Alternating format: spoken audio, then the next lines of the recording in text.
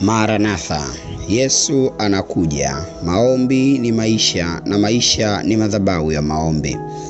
Huduma ya Maranatha Camp of Prayer Ministry na huduma ya Maombi TV tunaendelea kufurahi kuendelea kujumuika nawe katika mfululizo wa masomo ya Biblia kuanzia kitabu cha Mwanzo mpaka kitabu cha Ufunuo. Safari ndefu ya kutazama ya kuwa maombi ni maisha na maisha ni madhabahu ya maombi. Mimi mhudumu nidumuye nawe mhudumu Mishak kutoka katika huduma ya Maranatha Camp of Prayer Ministry na mhudumu wa Maombi TV tunaendelea kukuambia ya kuwa dumu kuwa nasi. Kitabu cha Mwanzo sura yake ya 11 na lile fungu la 6, maandiko matakatifu yani Biblia takatifu inasema, Bwana akasema, tazama watu hawa ni taifa moja na lugha yao ni moja. Hayo ndiyo wanayowaza kuyafanya, wala sasa hawatazuiliwa neno watakalo kusudia kulifanya. Tuombe. Baba yetu na Mungu wetu wa mbinguni, tunakushukuru kwa upendo wako na neema yako. Tunakushukuru kwa zawadi ya pekee uliyoitoa pale Calvary kwa ajili ya maisha yetu.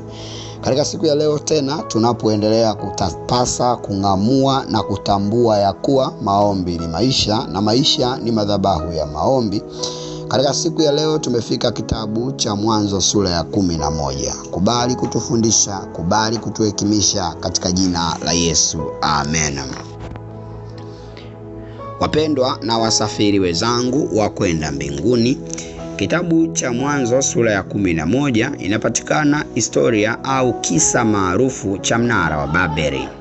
Mara kadhaa wengi tusomapo kisa hiki si kana kwamba tunaweza tukapata dhamira ya maombi, lakini ukweli ni kuwa katika kitabu cha Mwanzo sura ya 11 iko falsafa kubwa tuwezayo kuitumia katika maombi na tukashinda.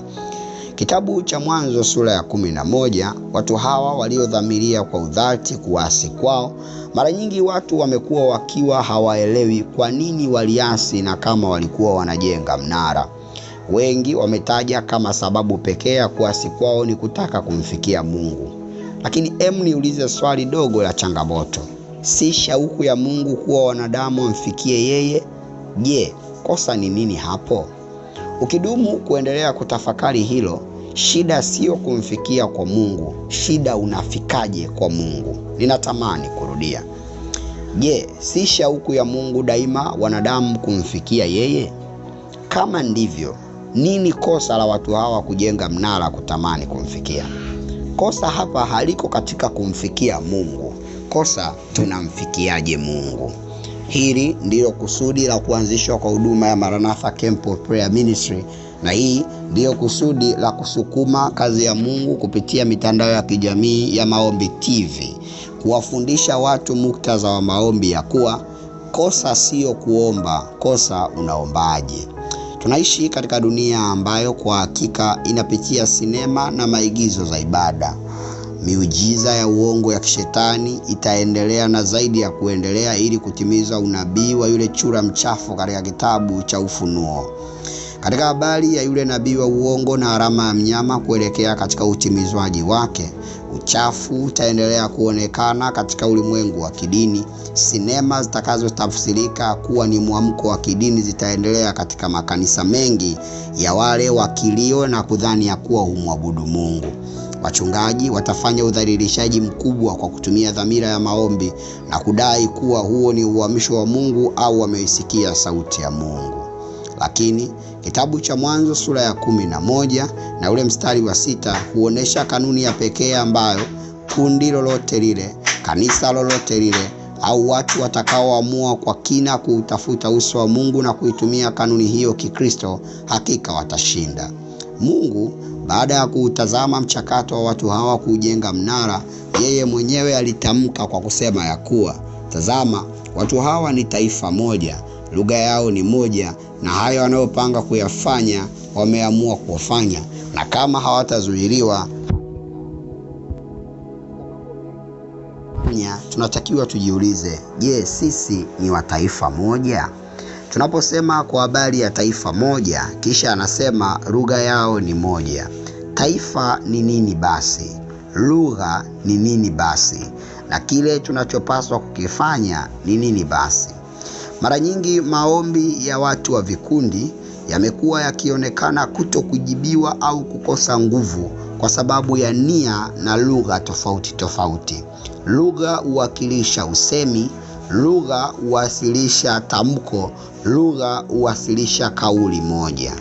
Pale tuingiapo katika maombi kuombea jambo lolote katika kanisa, katika kikundi au marafiki, kama kweli kwa udhati tukadhamiria kukiombea kitu hiko pasipokuwa na nia ya mgawanyiko, Bwana hana budi kulitimiza jambo hilo. Kama Mungu mwenyewe anakiri katika kitabu cha Mwanzo sura ya 11 kuwa jambo hili ni baya na hakika wamedhamiria kitu kibaya, lakini kwa kuwa wamedhamiria kwa pamoja na kunia mamoja, lazima litimie. Leo tena kinyanyua madhabahu iliyojawa ala za sauti zisemazo maombi ni maisha na maisha ni madhabahu ya maombi. Natamani kuwatia moyo, shime na kuinua mioyo yenu tena kama mashujaa wenza katika muktadha wa maombi, kuwaambia ya kuwa pale tu mtakapoamua kuingia katika maombi, itafuteni nia iliyo moja. Tutakapoendelea kutazama dhamira hii kwa kina ya maombi ni maisha, tutakapofika katika maisha ya Yesu mwenyewe alifundisha hili na kulisisitiza atakaposema ya kuwa katika jambo lolote watakalokubaliana wanadamu, Baba yenu wa mbinguni hatalitimiza hilo. Tena mahali fulani Yesu husema ya kuwa tena hata litakalofunguliwa duniani litafungwa mbinguni, na lile lililofungwa duniani litafungwa mbinguni pia. Yaani litakalofungwa kwa kauli ya watu wenye umoja duniani, Baba wa mbinguni atalifunga hilo, na kama liko litakalofunguliwa duniani kwa kauli ya wale walionia mamoja, litafunguliwa mbinguni. Hii ni kina cha kuelewa wale wote walio katika makanisa, katika vikundi, katika umoja wa uongozi ili kuutafuta uso wa Mungu.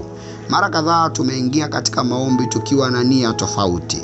Mchungaji atasimama mbele kwa ushujaa kusema ya kuwa, wapendwa katika Bwana, leo tutaombea ujenzi wa kanisa na michango ya kanisa. Katika maombi hayo watatuwakilishia shemasi wetu pamoja na mzee wa kanisa. Wakati ombi linaendelea, yuko rafiki mmoja ambaye ndani ya nia yake 2 au 3 watajitamkia, ujenzi. Kwa malaika waandikao maombi kwa uaminifu, huziona nia zilizogawanyika na uweza kutia dosari katika ombi letu litamkwalo ombi la kanisa au ombi la mmoja.